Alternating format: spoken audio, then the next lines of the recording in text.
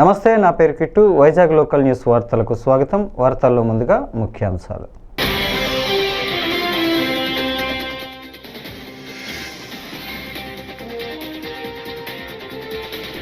170 మంది మావోయిస్టుల లొంగుబాటు, అమిత్ షా కీలక ప్రకటన.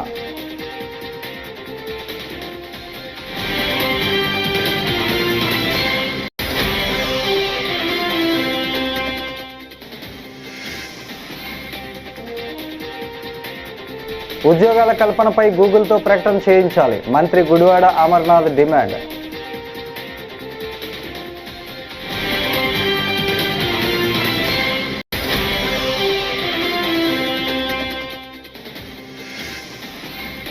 జీఎస్టీ సంస్కరణలపై విద్యార్థులకు పోటీలు, విజేతలను అభినందించిన సీఎం చంద్రబాబు.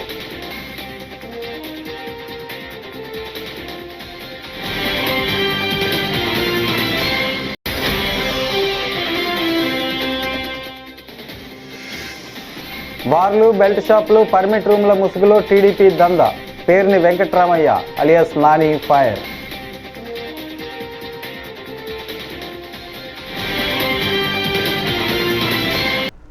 ఇక డీటెయిల్స్ చూస్తే, మావోయిస్టు పార్టీ కీలక నేత మల్లోజుల వేణుగోపాలరావు లొంగిపోయిన రోజే ఛత్తీస్గఢ్లో మరో 170 మంది మావోయిస్టులు సమాజంలో కలిశారని కేంద్ర హోంమంత్రి అమిత్ షా అన్నారు. 2 రోజుల్లో మొత్తం 258 మంది లొంగిపోయారని చెప్పారు.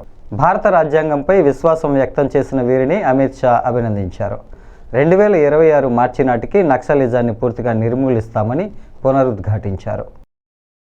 मुझे पूरा विश्वास है मित्रों, हम सबका एक संकल्प होना चाहिए कि अपराधी की चाल कितनी भी तेज हो, न्याय की पहुंच उससे भी ज्यादा गतिवान होनी चाहिए। और मुझे ये कहने में कोई दिक्कत नहीं है कि मोदी जी के नेतृत्व में एक मजबूत भारत सीमाओं की सुरक्षा के साथ साथ रूल ऑफ लॉ की मजबूती सुनिश्चित करने के लिए आगे बढ़ रहा है। और आज global operation, strong coordination, smart diplomacy, ये तीनों का समन्वय ये 2 दिन की कार्यशाला में हम सुनिश्चित करने जा रहे हैं। मित्रों, आज जिस विषय पर ये 2 दिन की कार्यशाला आयोजित की गई है, ये गंभीर भी है, प्रासंगिक भी है और इस पर विचार करने की बहुत समय से जरूरियात भी थी। राष्ट्रीय सुरक्षा, देश की आर्थिक समृद्धि और एक प्रकार से नीतिगत जटिलता से हमें मुक्ति पाने के लिए इस सम्मेलन में हुई चर्चाएं और सुझाए गए उपाय बहुत लाभप्रद हो गए। భవిష్యత్తును మార్చేది సంస్కరణలేనని ఏపీ సీఎం చంద్రబాబు అన్నారు. మారుతున్న కాలానికి అనుగుణంగా సంస్కరణలు తీసుకురావాల్సిన అవసరం ఉందని అన్నారు. జీఎస్టీ సంస్కరణలపై రాష్ట్ర ప్రభుత్వం సూపర్ జీఎస్టీ, సూపర్ సేవింగ్స్ ప్రచారం నిర్వహిస్తున్న సంగతి తెలిసిందే. దీనిలో భాగంగా విద్యార్థులకు పోటీలు నిర్వహించారు. ఆ పోటీల విజేతలు శుక్రవారం సీఎంను సచివాలయంలో కలిశారు. 13 ఉమ్మడి జిల్లాలకు చెందిన 17 మంది విద్యార్థులకు సీఎం సర్టిఫికెట్లు అందజేసి అభినందించారు.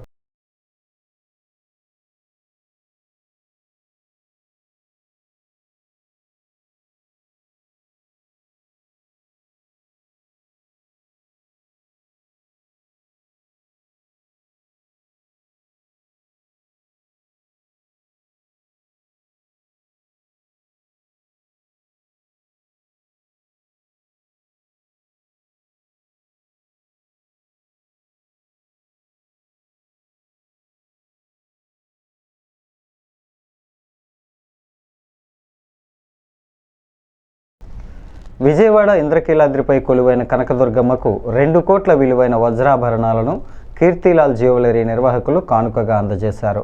సూర్యచంద్రులు, ముక్కు పుడక, మంగళసూత్రాలు సహా వజ్రాభరణాలను అమ్మవారికి సమర్పించారు. దాతల నుంచి ఆభరణాలను ఆలయ చైర్మన్ బొర్రా రాధాకృష్ణ, ఈవో సీనా నాయక్ అందుకున్నారు. ఈ కార్యక్రమంలో తమిళనాడు గవర్నర్ ఆర్ఎన్ రవి సతీమణి లక్ష్మీ రవి, మాజీ ఎంపీలు గోకరాజు గంగరాజు, కనుమూరి బాపిరాజు, కీర్తిలాల్ జ్యువెలరీ డైరెక్టర్ సూరత్ శాంతకుమార్ తదితరులు పాల్గొన్నారు.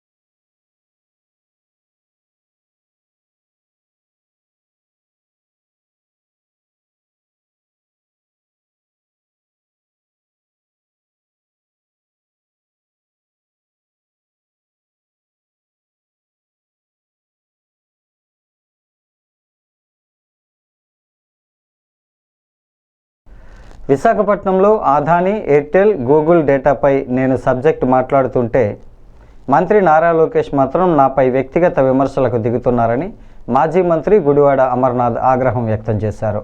విశాఖపట్నం వైఎస్ఆర్సీపీ కార్యాలయంలో మీడియాతో మాట్లాడుతూ ప్రజల నుంచి వస్తున్న ప్రశ్నలనే ప్రభుత్వం ముందు ఉంచానని, వాటికి సమాధానం చెప్పలేకే లోకేష్ ఎగతాళిగా మాట్లాడుతున్నారని మండిపడ్డారు. నిపుణులకి అందరికీ ఉన్నటువంటి కొన్ని ప్రశ్నలకి సమాధానాలని ప్రభుత్వం చెప్పాల్సిందిగా కూడా కోరడం జరిగింది. ఆ విషయాలన్నిటి కూడా మాట్లాడిన తర్వాత మొన్న రాష్ట్ర ఐటీ శాఖ మంత్రి లోకేష్ గారు పత్రికా సమావేశం నిర్వహించినప్పుడు ఆ సమావేశంలో వాటన్నిటి కూడా సమాధానాలు చెప్తారని చెప్పి ఆశించాం. అయితే వారు చెప్పాల్సినటువంటి విషయాలన్నీ కూడా చెప్పారు. చెప్పిన తర్వాత ఇలాగా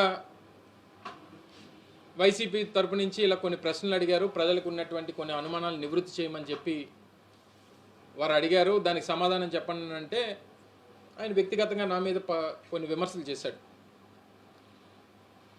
సరే, దాని జోలికి నేను వెళ్ళను, కానీ సరే ఆయన నన్ను గుడ్ అంటాడు, నేను ఆయన పప్పు అంటాను, దీనివల్ల పెద్దగా రాష్ట్ర ప్రజలకు ఉపయోగం ఉండదు అనేటువంటిది నా వ్యక్తిగతమైనటువంటి అభిప్రాయం. దాని జోలికి కూడా నేను వెళ్ళను. ఎందుకంటే ఆయన నన్ను వ్యక్తిగతంగా విమర్శించడం, నేను ఆయన్ని విమర్శించడం వల్ల ఈ రాష్ట్ర ప్రజలకి పెద్ద ప్రయోజనం ఉండదు అనేటువంటిది నా తాలూకు వ్యక్తిగతమైనటువంటి అభిప్రాయం. అయితే ఇందులో క్లారిటీ కావాల్సినటువంటిది ఏంటంటే, మేము చాలా క్లియర్గా చెప్పాం. దాన్ని కూడా కొన్ని మీడియా ఛానల్స్ కానీ లేదా వారి పార్టీకి సంబంధించినటువంటి కొన్ని మాధ్యమాలు కానీ వైఎస్ఆర్ కాంగ్రెస్ పార్టీ దీన్ని వ్యతిరేకిస్తుంది అనేటువంటి ఒక రాంగ్ ప్రొపగాండాని చేసేటువంటి ప్రయత్నం చేశారు. నేను చాలా క్లియర్గా చెప్పాను, గూగుల్ డేటా సెంటర్ విశాఖపట్నంలో ఎస్టాబ్లిష్ చేయడం అనేటువంటి దాన్ని మేము స్వాగతిస్తున్నాం అనేటువంటి మాట చాలా క్లియర్గా కేటగారికల్గా ఆ రోజు చెప్పాను. మీ అందరూ కూడా ఉన్నారు. అయితే ఏర్పాటు చేసేటువంటి క్రమంలో ఈ రాష్ట్ర ప్రభుత్వం ఇచ్చేటువంటి 22,500 కోట్ల రూపాయల ఇన్సెంటివ్స్తో పాటు వారికి ఇచ్చేటువంటి ప్రయోజనాలు అన్నీ కూడా చాలా క్లియర్గా జీవో రూపంలో ఏదైతే ఉందో అవన్నీ కూడా ప్రజలకు చెప్పేటువంటి ప్రయత్నం చేసాం. ప్రజలు కూడా అవన్నీ కూడా తెలుసు. సరే, ఒక రాష్ట్ర ప్రభుత్వం రాష్ట్ర ప్రయోజనాలన్నింటి కూడా పక్కన పెట్టి ఒక సంస్థకి భూములు ఇచ్చి రాయితీలు ఇచ్చి ఇవన్నీ ఇచ్చేసినప్పుడు మన రాష్ట్రానికి వచ్చేటువంటి ఉపయోగం నిరుద్యోగ యువతకి ఉపాధి అవకాశాలు కల్పించేటువంటిది, రెండు రాష్ట్రానికి సంబంధించినటువంటి రెవెన్యూ జనరేషన్, ఇవి ప్రధానమైనటువంటి అంశాలు. మేమేం చెప్పాం, అది నేను కూడా సొంతంగా చెప్పినటువంటిది కాదు. గతంలో జరిగినటువంటి కేబినెట్ మీటింగ్లో, ఎస్ఐపిబి మీటింగ్లో రైడెన్ అనేటువంటి సంస్థ ద్వారా Google data centre 1 gigawatt data సెంటర్ని ఏర్పాటు చేసేటువంటి క్రమంలో 200 మందికి ఉపాధి కల్పిస్తున్నాం అనేటువంటి మాటని క్యాబినెట్ ఎస్ఐపిబి మీటింగ్స్లో వారికి సంబంధించినటువంటి ఈనాడు ఆంధ్రజ్యోతి పేపర్స్లో కూడా చాలా క్లియర్గా అందులో మెన్షన్ చేయడం జరిగింది. అదే నేను అడిగాను. మాకున్నటువంటి సమాచారం కూడా అదే, వారు రాసింది కూడా అందులో ఏమి క్లారిటీ చాలా క్లియర్గా ఉంది. అయితే లోకేష్ గారు వారికి సంబంధించినటువంటి మిగిలినటువంటి వారి బృందం, వారికి సహచర మంత్రులు వీళ్ళందరూ కూడా 2 లక్షల మందికి అంటే 1,90,000 మందికి ఉద్యోగ అవకాశాలు కల్పించబోతున్నాం అనేటువంటి మాట వారు చెప్తా ఉన్నారు. నాకు తెలిసి గూగుల్కి ప్రపంచవ్యాప్తంగా ఉన్నటువంటి వారి డెవలప్మెంట్ సెంటర్స్లో కానీ, లేదా రీసెర్చ్ సెంటర్స్లో కానీ, లేదా డేటా సెంటర్స్లో కానీ వారికి పూర్తిగా ఉన్నటువంటి గూగుల్ ఎంప్లాయీసే 1,82,000 నుంచి 1,87,000 మంది ప్రపంచవ్యాప్తంగా ఉన్నటువంటి వారు. అలాంటిది ఒక్క విశాఖపట్నంలో గూగుల్ డేటా సెంటర్ ద్వారా 1,88,000 మందికి ఉద్యోగ అవకాశాలు వస్తాయని చెప్పి వారు క్లెయిమ్ చేస్తూ ఉన్నారు. దీని మీద క్లారిటీ అడిగాం. వారేమో 200 అంటున్నారు, మీరు 1,80,000 అంటున్నారంటే దానికి ఏం సమాధానం ఇస్తాడు? ఈ ఐటీ గతంలో పనిచేసినటువంటి ఐటీ మంత్రికి మీద విపరీతమైన ట్రోల్స్ చేశారు, ట్రోలింగ్ గురైనటువంటి మంత్రి. ఇదా సమాధానం? అసలు ట్రోలింగ్ అనేటువంటి దానికి జాతిపితవి నువ్వు, దానికి సమాధానం చెప్పకుండా దేనికి పనికొస్తా చెప్పు? శుక్రవారం గుంతకల్లు పట్టణంలో సినీ తారలు ఐశ్వర్య రాజేష్, రితికా నాయక్ రైల్వే స్టేషన్ రోడ్డులో ఓ షాపింగ్ కాంప్లెక్స్ను ప్రారంభించారు. వీరిని చూడటానికి చుట్టుపక్కల ప్రాంతాల నుంచి అధిక సంఖ్యలో ప్రజలు తరలివచ్చారు. తారలు అభిమానులకు అభివాదం చేశారు.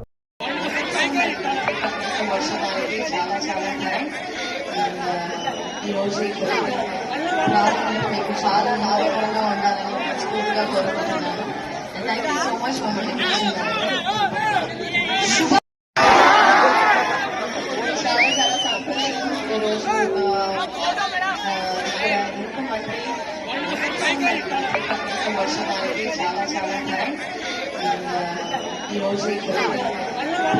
మీకు చాలా ఆరోగ్యంగా ఉండాలని మనస్ఫూర్తిగా కోరుకుంటున్నాను. Thank you so much for Burja మండలం కొల్లివలసలో తమ పూర్వీకుల నుంచి సంక్రమించిన 20 సెంట్ల స్థలాన్ని సింతు విజయకు రిజిస్ట్రేషన్ చేయగా జనసేన నాయకుడు విక్రమ్ బంధువు తారకులు తమను ఇబ్బందులు కలిగిస్తున్నారని, వీరి వల్ల జనసేన పార్టీకి చెడ్డ పేరు వస్తోందని కొల్లివలసకు చెందిన పొట్నూరు పార్వతమ్మ, విష్ణుమూర్తిలు, ఆముదాల వలసకు చెందిన సింతు విజయ ఆవేదన వ్యక్తం చేశారు.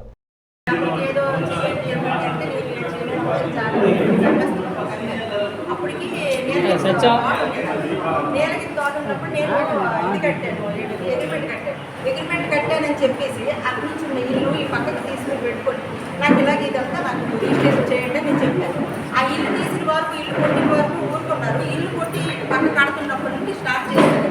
ఈ ఇల్లు కూడా పూర్తి కట్టడం మొత్తం అది చేసుకుంటాను. సరేలేని సలా మేము గొడవలు పడుతుంటే నాకు రిజిస్ట్రేషన్ కూడా అయ్యింది. అయిన తర్వాత ఆ ఎంఆర్ఓ గారు సర్వేకి వచ్చినారు. ఎంఆర్ఓ గారు పెట్రోల్ పోసారు, ఆ తర్వాత అసోసియేషన్ గారు పెట్రోల్ పోసారు. ఎవరైతే వాళ్ళ మీద ఏదో ఒకటి, నేనైతే నా మీద ఏదో ఒక దాడి చేయడం, ఆడవాళ్ళు వదిలి కొట్టించడం, ఇలాంటివన్నీ చీరలు లాగేయడం, ఇలాంటివన్నీ చాలా ఏమంటే నాకు బలాలతో పని, కాగితాలతో పని లేదని చెప్పాడు. అందరూ ఉన్నారు, సర్వే గారు కూడా ఉన్నారు. అప్పుడు ఇంకొక సర్వే ఉండేవాడు, అతను కూడా ఉన్నారు. నాకు చూడమ్మా, అతను మాట చూడమ్మా అన్నారు. నాకు బలాలతో పని కానీ నాకు కాగితంతో పని లేదని చెప్పాడు. సరేలే నాయన అనుకుని ఈ బాబు ఎక్కడో ఇసుక ర్యాంప్ దగ్గర ఎక్కడో అడ్రస్ ఎక్కడో వెళ్తుంది నా పక్కన కావాలంటే అక్కడ 6 మనుషులు పెట్టాను.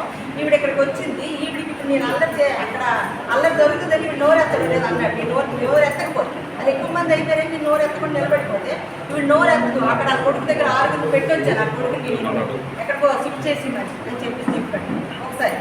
ఒకసారి నేను దేనికో వెళ్ళినప్పుడు ఒకసారి పట్టడం జరిగింది. దానికి బాండ్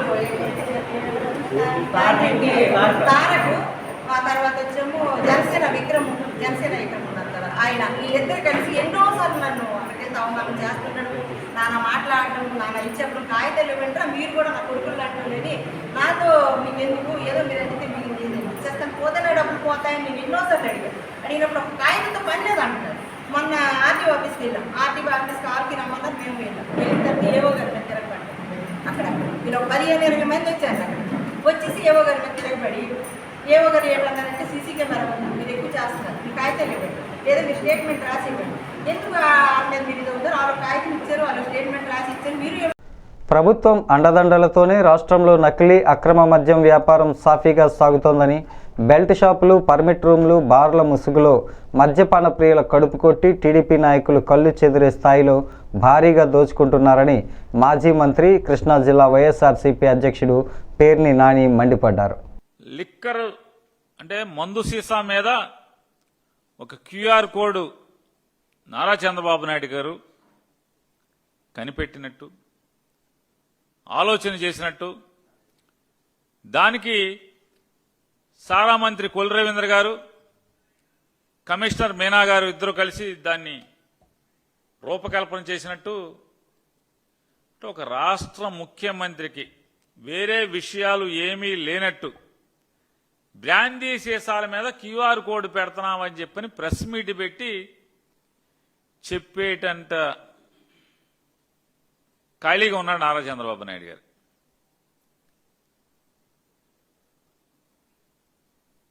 మరి మంత్రి గారు ఏం చేస్తాడో మనకు అర్థం కాదు, రాష్ట్ర ప్రజలందరికీ కూడా. మరి సారా మంత్రి గారు ఏం చేస్తాడు? ముఖ్యమంత్రి ప్రెస్ మీట్లు పెడితే క్యూఆర్ కోడ్ గురించి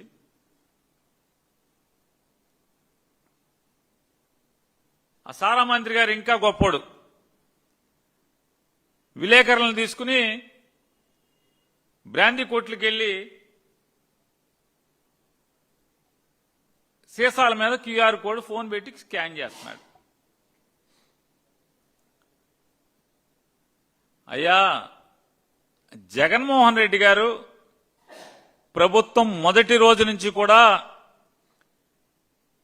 డిస్టిలరీల్లో తయారయ్యేటువంటి ప్రతి మద్యం బాటిల్ మీద క్యూఆర్ కోడ్ లేకుండా, ఫ్యాక్టరీ గడప దాటతాకి లేకుండా చర్యలు తీసుకుని ఫ్యాక్టరీలో కూడా ప్రతి సీసాని స్కాన్ చేసి ఎక్సైజ్ అధికారులు దాన్ని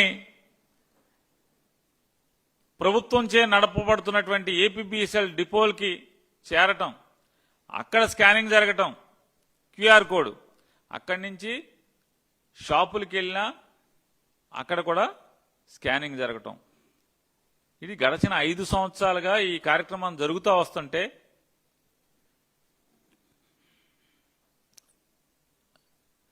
మరి మీరే కనిపెట్టినట్టు ఇవాళ ఏంటి? నారా చంద్రబాబు నాయుడు గారు ముఖ్యమంత్రిగా, కొల్లు రవీంద్ర గారు సారా మంత్రిగా మీరు బాధ్యతలు తీసుకోగానే ఈ క్యూఆర్ కోడ్ బ్రాందీ సీసాల మీద క్యూఆర్ కోడ్ ముద్రించడం లేకపోతే అది అతికించడం ఎందుకు రద్దు చేశారు? ఎందుకు రద్దు చేశారు? ఇవాళ మళ్ళీ దాన్ని ఏదో కొత్తగా మీరు కనిపెట్టినట్టు మళ్ళీ ఎందుకని ఈ డ్రామాలు ఆడుతున్నారు? ప్రతి సీసా మీద కొత్తగా మీరే కనిపెట్టినట్టు. జగన్మోహన్ రెడ్డి గారు ఉండగా 5 ఏళ్లు క్యూఆర్ కోడ్తో మాత్రమే మద్యం సీసాల అమ్మకం సాగితే ఇవాళ మీరు దాన్ని ఎందుకు రద్దు చేసి ఈ సంవత్సరం 6 మాసాల తర్వాత దాన్ని మళ్ళీ ఎందుకు ప్రవేశపెడుతున్నారు? ఎందుకంటే రాష్ట్ర వ్యాప్తంగా వీళ్లు సాగిస్తున్నటువంటి మద్యం దందాలు కుళ్ళు కంపు కొట్టి స్థాయికి వచ్చాక రాష్ట్రం మొత్తం మీద పాలకుల యొక్క వాటాలు తీసుకునే స్థాయికి దాని నుంచి కూడా వీళ్ళ చేయి దాటి కల్తీ మద్యం పరిశ్రమలు విచ్చలవిడిగా వీళ్ళు అనుకుంటున్నటువంటి పరిస్థితులు చూసి కంగారు వచ్చినట్టుంది. కంగారు వచ్చి ఇప్పుడు కొత్తగా ఈ డ్రామా మొదలుపెట్టారు, క్యూఆర్ కోడ్ డ్రామా. 16 మాసాలుగా మీ దొంగ వ్యాపారం, నకిలీ వ్యాపారం మేమే పట్టుకున్నాం కదా అని ఒక సోగ్గాడు మాట్లాడుతున్నాడు. ఆయన మీరు పట్టుకోలా, ఆ ఫ్యాక్టరీల్లో తయారై ఫ్రాంచైజీల ద్వారా రాష్ట్ర వ్యాప్తంగా ఉన్నటువంటి అన్ని మద్యం దుకాణాలు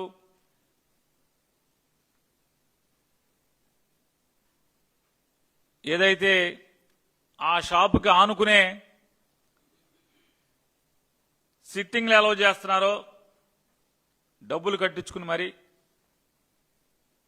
ఆ పర్మిట్ రూముల పేరుతో మీరు ఒక్కొక్క షాపుకి నగరాల్లో అయితే 7.5 లక్షలు, మున్సిపాలిటీలు, నగర పంచాయతీలు, అదే గ్రామాల్లో అయితే 5 లక్షల రూపాయలు తీసుకుని మరీ మీరు విచ్చలవిడిగా బహిరంగంగా మద్యం తాగించడానికి గేట్లు ఎత్తేసిన అక్కడ గాని, లేదా బెల్ట్ షాపుల్లో గాని ఈ మొత్తం సరుకంతా కూడా మీ మనుషుల యొక్క నకిలీ మద్యం ఫ్యాక్టరీల నుంచి సప్లై కాబడుతుంది కాబట్టి సప్లై చేయాలనేటువంటి స్కెచ్ గీసుకున్నారు కాబట్టి క్యూఆర్ కోడ్ ఎత్తేశారు. జగన్మోహన్ రెడ్డి గారి ప్రభుత్వం దిగిపోయి మీ రకంగానే ఆ వాటాల పిత్తలాటకంలో శ్రీ సత్యసాయి జిల్లా నల్లచెరువు ప్రభుత్వ పాఠశాల నందు అదృశ్యమైన 3 బాలికలను పోలీసులు పట్టుకున్నారు. రోజు మాదిరిగానే మంగళవారం ఉదయం ఇంటి నుంచి పాఠశాలకు వెళ్లిన విద్యార్థినులు సాయంత్రం పాఠశాల ముగియగానే ఇంటికి వెళ్లకుండా అదృశ్యమయ్యారు.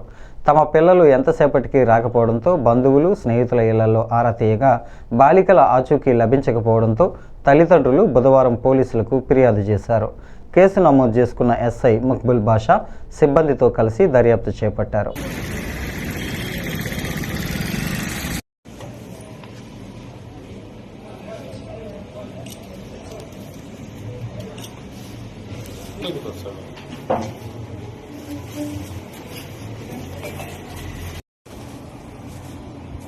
సత్యసాయి జిల్లా నల్లచెరువు మండలంలో నిన్నటి దినం జెడ్పీహెచ్ స్కూల్ నుండి 3 అమ్మాయిలు ఇంట్లో తల్లిదండ్రులకు చెప్పపెట్టకుండా స్కూల్ వదిలిన తర్వాత స్కూల్ నుంచి వెళ్ళిపోవడం జరిగింది. ఈరోజు ఉదయం 3 అమ్మాయిలకు సంబంధించినటువంటి తల్లిదండ్రులు కంప్లైంట్ ఇచ్చినటువంటి కంప్లైంట్ మేరకు ఈరోజు నల్లచెరువు పోలీస్ స్టేషన్లో కేసు నమోదు చేయడం జరిగింది. కేసు నమోదు చేసిన తర్వాత మా ఎస్పీ సార్ గారి యొక్క ఉత్తర్వుల మేరకు 3 అమ్మాయిల్ని ఈరోజు సాయంత్రం 5 గంటల లోపు వాళ్ళు ఎక్కడున్నారో ఏమనేది ట్రేస్ అవుట్ చేసి వాళ్ళ పేరెంట్స్కి ఈరోజు హ్యాండ్ ఓవర్ చేయడం జరిగింది. రేపు ఉదయం మళ్ళీ వాళ్ళను సిడబ్ల్యూసీ ముందు ప్రొడ్యూస్ చేసి వాళ్ళ స్టేట్మెంట్స్ రికార్డ్ చేసి వాళ్ళ పేరెంట్స్కి వాళ్ళని హ్యాండ్ ఓవర్ చేయడం జరిగింది. అనకాపల్లి జిల్లా సబ్బవరం మండలం తవ్వవానిపాలెంలో 2 రోజుల పాటు నిర్వహించే మండల స్థాయి క్రీడా పోటీలను సబ్బవరం ఎంపీపీ బోకం సూర్యకుమారి రామనాయుడు శుక్రవారం ప్రారంభించారు. ఈ సందర్భంగా ఆమె మాట్లాడుతూ గ్రామీణ స్థాయిలో ప్రతిభ గల క్రీడాకారులను తయారు చేసేందుకు ప్రభుత్వం ఎంతో ప్రతిష్టాత్మకంగా చేపట్టిన ఈ క్రీడల్లో రాణించి రాష్ట్ర స్థాయికి ఎదగాలని ఆకాంక్షించారు. ఈ పోటీలకు విశాలమైన ప్రాంగణాన్ని కేటాయించిన ఇక్కడి మినర్వా స్కూల్ ప్రిన్సిపల్ నాయుడును ఆమె అభినందించారు. అంతకుముందు ఆమె స్థానిక ఎంపీడీఓ బి పద్మశాలితో కలిసి ఈ క్రీడా పోటీలను జ్యోతి ప్రజ్వాలన చేసి ప్రారంభించారు. ఎంపీడీఓ పద్మజ మాట్లాడుతూ మండల స్థాయి, డివిజన్ స్థాయి, నియోజకవర్గ స్థాయి, జిల్లా స్థాయి పోటీల్లో విద్యార్థులు ప్రతిభ పాఠవాలు ప్రదర్శించి నైపుణ్యంతో రాష్ట్ర స్థాయికి ఎదగాలని పిలుపునిచ్చారు.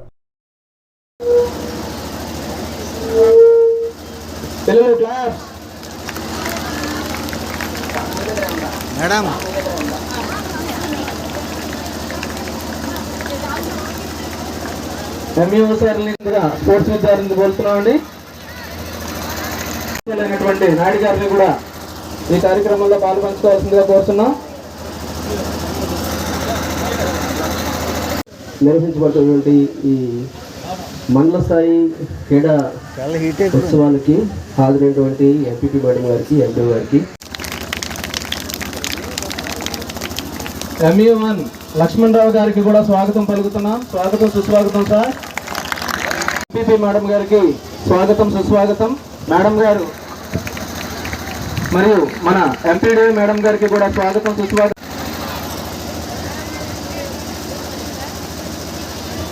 సర్పంచ్ గారిని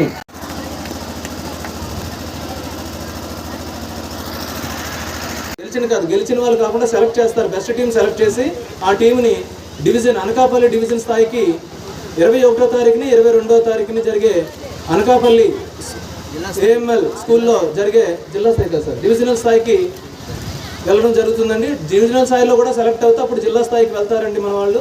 అప్పుడు నర్సీపట్నం డివిజను, అనకాపల్లి డివిజన్ సపరేట్గా అవుతాయండి అవి. ఆ తర్వాత ఎర్స్వెల్ డిస్ట్రిక్ట్ ఒకసారి డిస్ట్రిక్ట్ సెలక్షన్ జరిగి అప్పుడు మన జిల్లా నుంచి రాష్ట్ర స్థాయికి ఈ గేమ్స్లో ఏవైతే సెలక్షన్ జరిగాయో వాళ్ళందరూ కూడా రాష్ట్ర స్థాయికి వెళ్ళడం జరుగుతుందండి.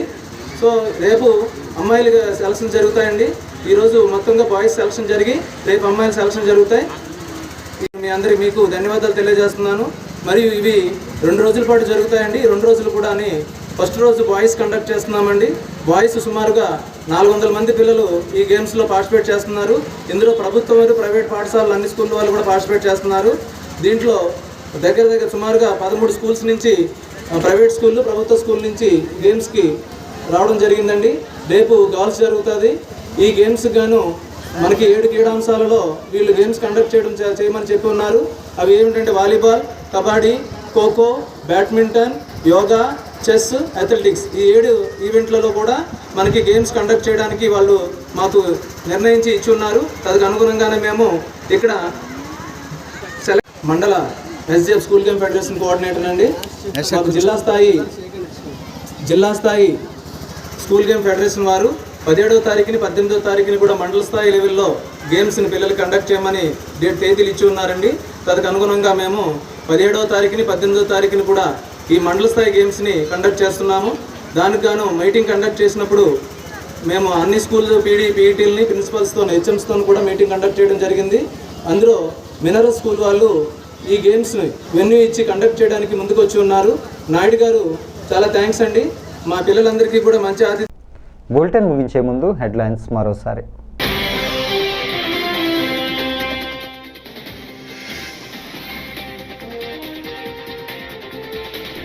170 మంది మావోయిస్టుల లొంగుబాటు, అమిత్ షా కీలక ప్రకటన.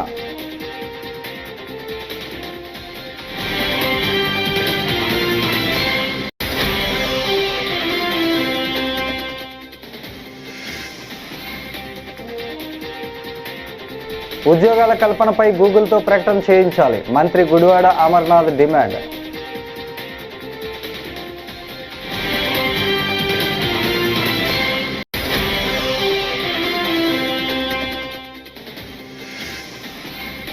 జీఎస్టీ సంస్కరణలపై విద్యార్థులకు పోటీలు, విజేతలను అభినందించిన సీఎం చంద్రబాబు.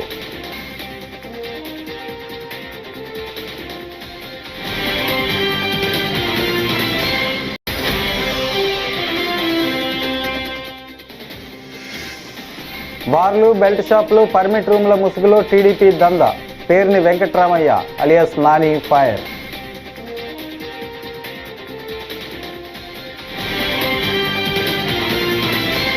ఈ వార్తలు ఇంతటితో సమాప్తం. నమస్కారం.